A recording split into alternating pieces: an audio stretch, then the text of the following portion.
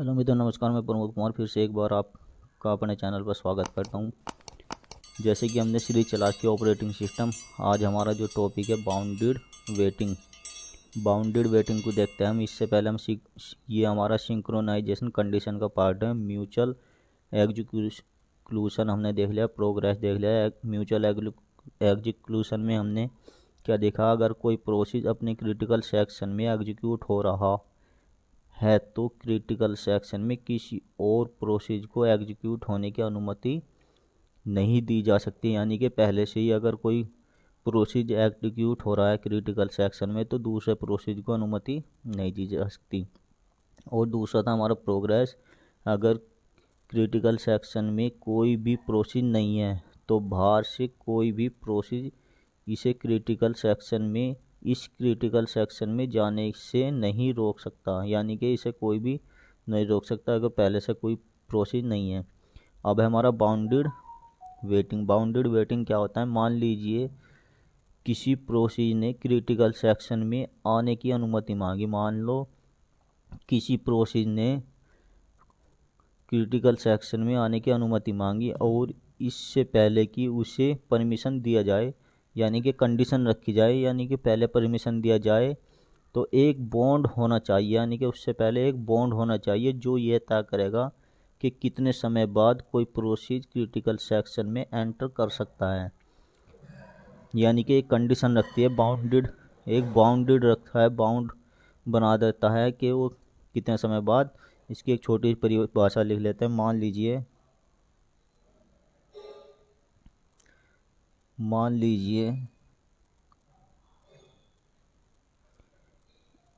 किसी process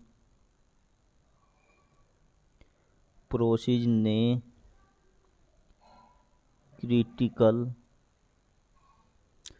critical section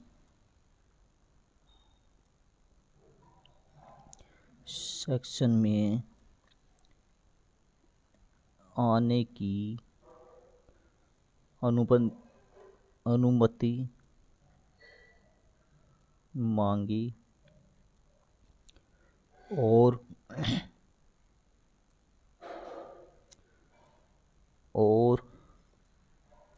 इससे पहले कि उसे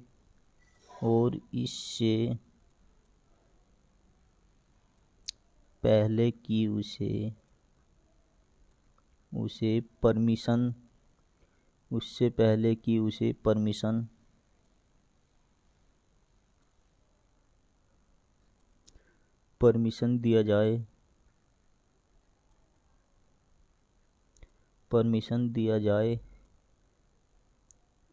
एक बॉन्ड होना चाहिए जो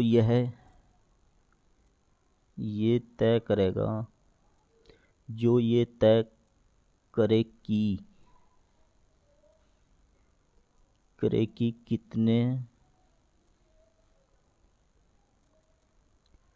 कितने समय बाद कोई प्रोसेस क्रिटिकल सेक्शन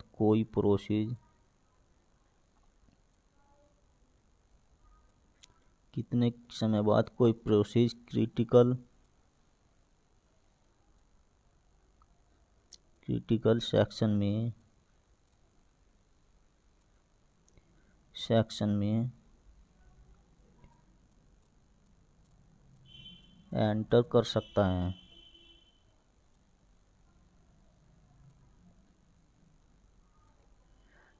कर सकता है।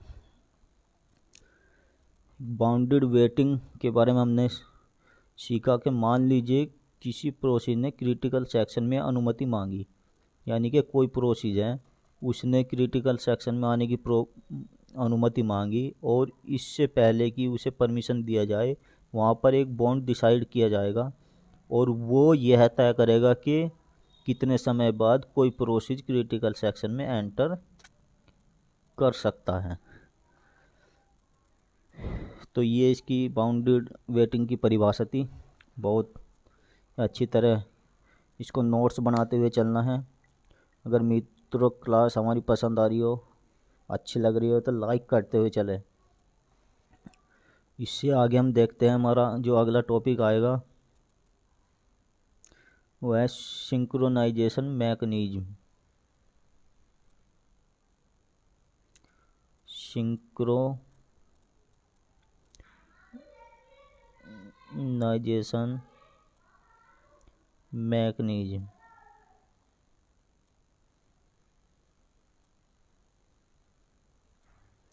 सिंक्रोनाइजेशन मैकेनिज्म हमारे दो प्रकार का होता है।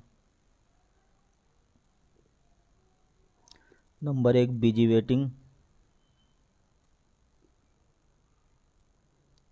वेटिंग और नंबर दो without busy waiting. Without busy waiting, without busy waiting यानी सिंक्रोनाइजेशन मैकेनिज्म हमारे दो प्रकार के होते हैं। एक बिजी वेटिंग होता है, विदाउट बिजी वेटिंग होता है। तो बिजी वेटिंग में क्या होता है, ये दोनों सीपीयू के अंतर्गत होता है। सीपीयू में कार्य होता है यानी क्रिटिकल सेक्शन में कोई प्रोसेस एग्जीक्यूट हो रहा है तो दूसरा प्रोसेस वेट में रहेगा। यानी कि इसका क्या मतलब है, जब तक क्रिटिकल सेक्शन में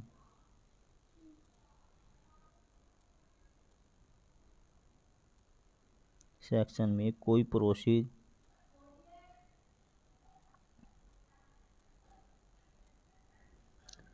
एग्जीक्यूट हो रहा हो तो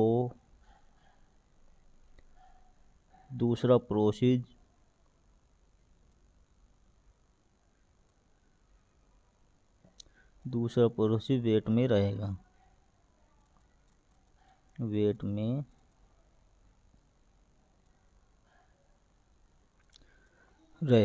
यानी कि जो बिजी वेटिंग था हमारा, जब तक क्रिटिकल सेक्शन में अगर कोई प्रोसेस एग्जीक्यूट हो रहा है तो दूसरा प्रोसेस तब तक वेट में रहेगा। इस कंडीशन में सीपीयू को टाइम अधिक लगता था। यानी कि जो सीपीयू को टाइम अधिक लगता था। और जो विदाउट बिजी वेटिंग है हमारा, इसमें अगर कोई प्रोसेस हमारा चल रहा है, मान लो क्रिटिकल सेक्शन में कोई प्रोसेस चल रहा है तो पहला प्रोसेस इस स्लीप मोड में चली जाती है। इससे सीपीयू का टाइम नहीं लगता।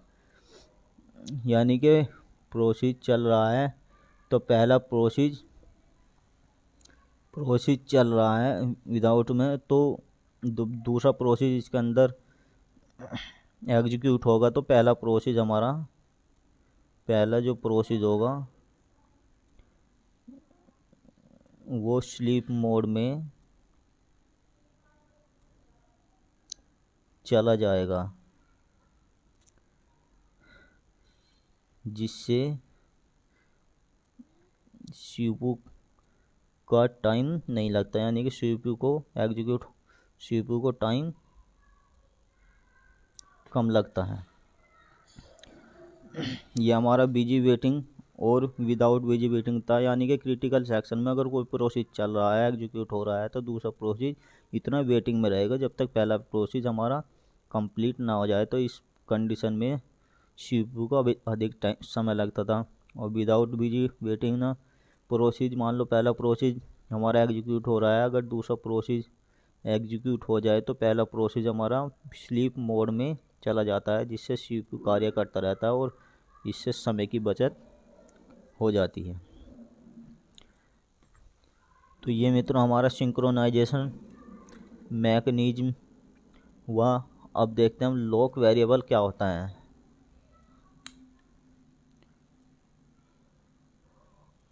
आगे देखेंगे हम लोक वेरिएबल।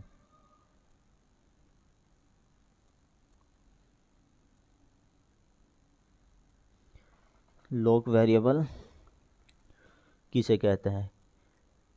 यह होता है एक सिंक्रोनाइजेशन मैकेनिज्म है।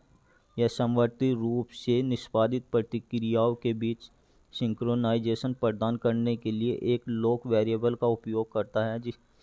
इसके अंतर्गत म्यूचुअल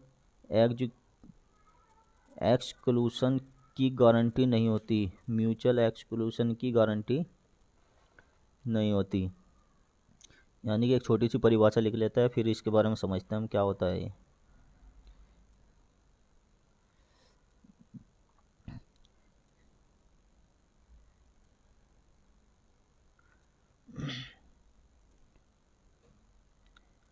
एक सिंक्रोनाइजेशन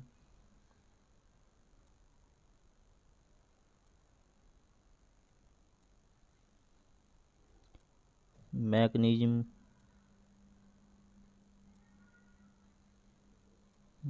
है। यह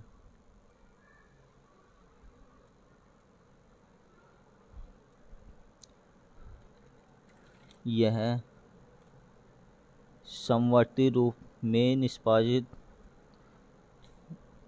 यह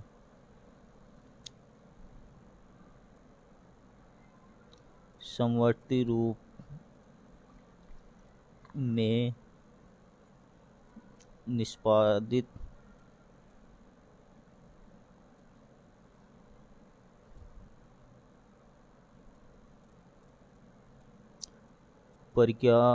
प्रक्रियाओं के बीच सिंक्रोनाइजेशन प्रदान करने के लिए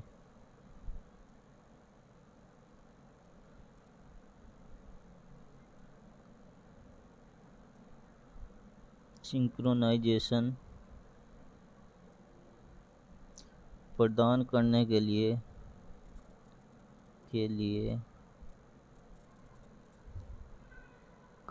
लिए एक लोक वेरिएबल का उपयोग करता है।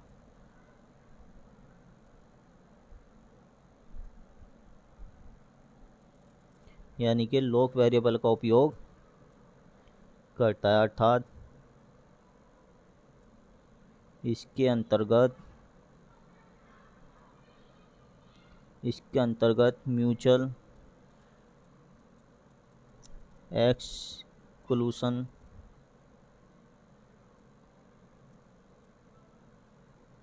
एक्सक्लूशन की गारंटी नहीं होती।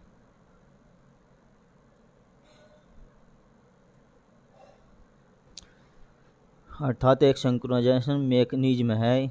ये हमारा लोक वेरिएबल जो है, ये एक सिंक्रोनाइजेशन मैकेनिज्म है। यह समवर्ती रूप निष्पादित प्रतिक्रियाओं के बीच सिंक्रोनाइजेशन प्रदान करने के लिए एक लोक वेरिएबल उपयोग करता है। यानी कि सिंक्रोनाइजेशन प्रदान करने के लिए लोक वेरिएबल उपयोग करता है। इसके अंतर्गत म्यूचुअल एक्सक्लूशन की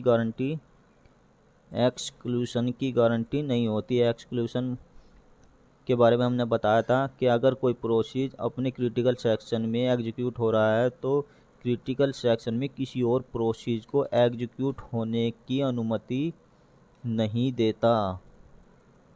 यानी कि अगर पहले से कोई प्रोसेस हमारा किसी क्रिटिकल सेक्शन में एग्जीक्यूट हो रहा है तो वो दूसरे प्रोसेस को उस क्रिटिकल सेक्शन में एग्जीक्यूट होने की अनुमति नहीं दी जा सकती उसे। तो ये हमारा लोक वेरिएबल हुआ। तो मान लो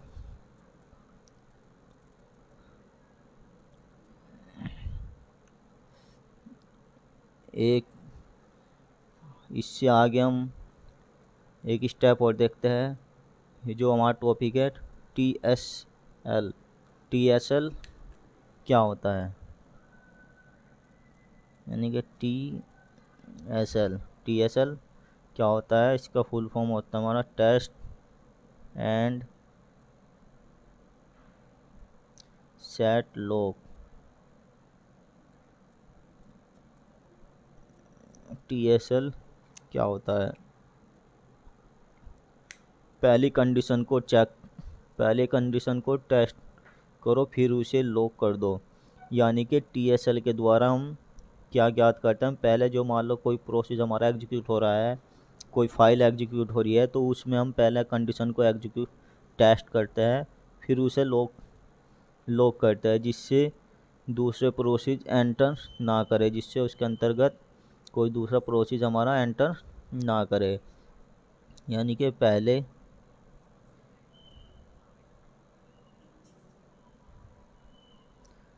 कंडीशन को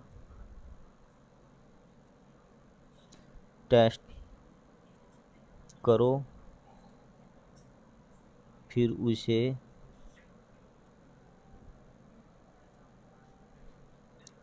लॉक कर दो, जिससे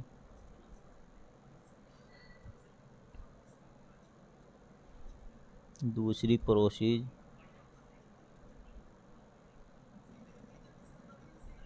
एंटर ना करे या कर सके।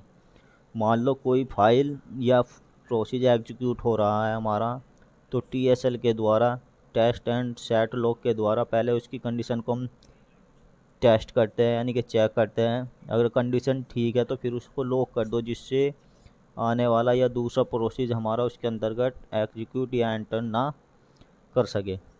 मित्रों, आज हम यहीं तक रोकते हैं, आगे हम जो पढ़ेंगे डेड लॉक के बारे में समझेंगे नेक्स्ट क्लास में। अगर मित्रों हमारी क्लास ये वीडियो पसंद आ रही हो तो इसे लाइक शेयर और सब्सक्राइब जरूर करना, हमारे चैनल को सब्सक्राइब करना, जिससे आने वाली वीडियो का नोटिफिकेशन आपको समय से मिलता रहे। ओके मित्रों, धन्यवाद, फिर मिलता है अगली क्लास में।